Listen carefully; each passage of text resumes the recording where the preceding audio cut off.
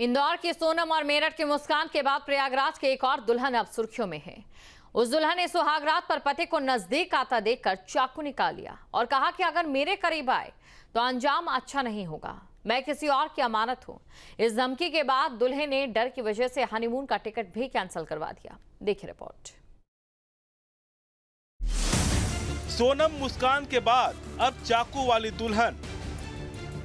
सुहागरात पर पति को चाकू दिखाकर दी धमकी। डर के साए में पति ने गुजारी 3 खौफनाक रातें। सुलह के बाद भी नहीं मानी दुल्हन, प्रेमी संग हुई फरार। मेरठ की मुस्कान और इंदौर की सोनम रघुवंशी के बाद प्रयागराज की चाकू वाली दुल्हन सुर्खियों में है। चाकू वाली वो दुल्हन जिसने सुहाग की सेज पर पहुंचते ही पति को तगड़ा झटका दिया।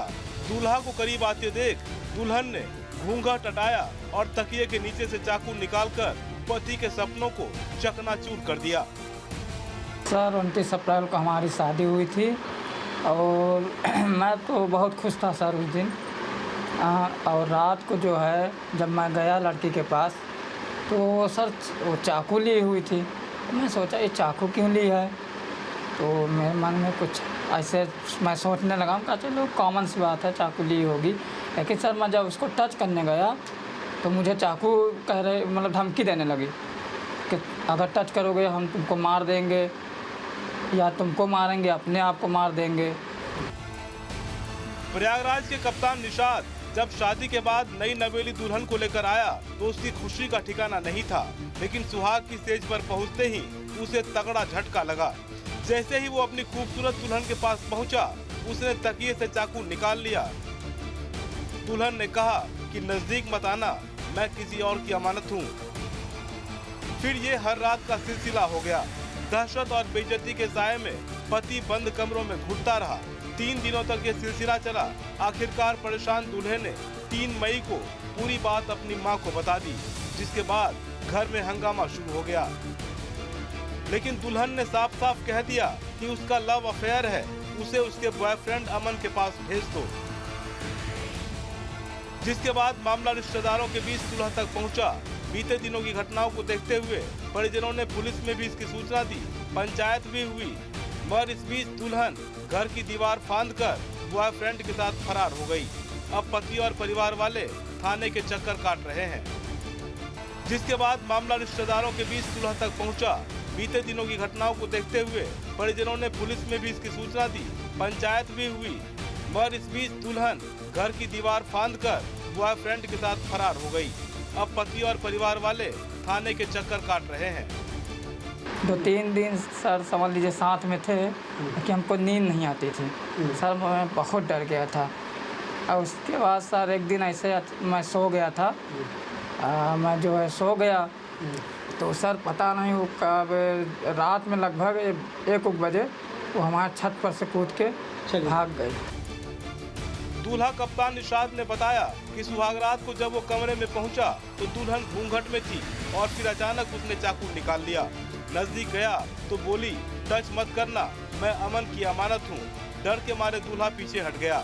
दुल्हन पूरी रात बेड पर बैठी रही और दूल्हा कमरे में सोफे पर जान बचाए बैठा रहा।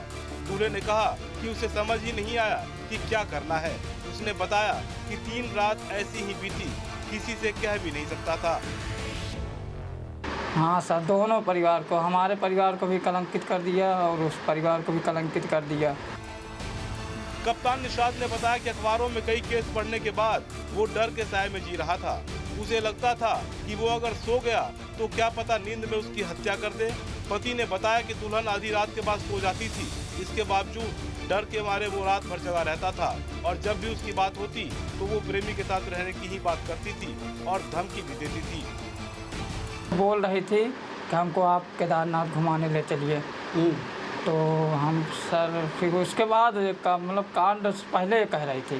हाँ, लेकिन फिर जब वो हमको चाकू दिखाई तो मेरे भी दिमाग में आया, अरे तो सही बात ये लग रहा है जो ये राजा रघुवंशी के साथ हुआ है, ये सब सोनम लोग और जो ड्रम में भर दी थी वो सब, तो ये मेरे साथ भी ऐसा कर देते। तब उस दिन मेरे दिमाग में आने लगा।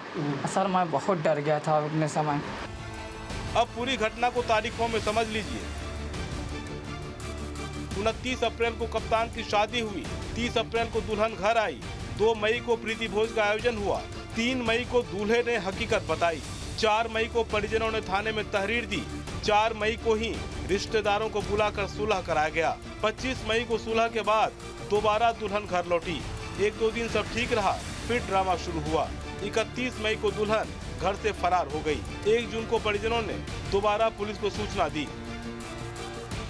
बहुत डर गए हम लोग, जान ल ऐसा 1 महीना 1.5 महीना दिन होगा, हम लोग कैसे जी रहे हैं, कैसे खा रहे हैं, वो तो हमारा आत्मा जान रहा है। 29 अप्रैल को दोनों परिवारों में शादी की जो खुशियां थी वो मई और जून आते आते खौफ और साजिश में बदल गई। पीड़ित पति ने बताया कि दोनों परिवार के लोगों ने उसे खूब समझाया पर वो नहीं मानी। जहाँ भक्ति है हर शब्द में, कथाओं में छुपे हैं दिव्य रहस्य और ज्योतिष देता है जीवन को दिशा। धर्म से जुड़ी हर बातों को जानने के लिए हमारे चैनल स्तुति को सब्सक्राइब करें। चैनल पर जाने के लिए इस लिंक पर क्लिक करें।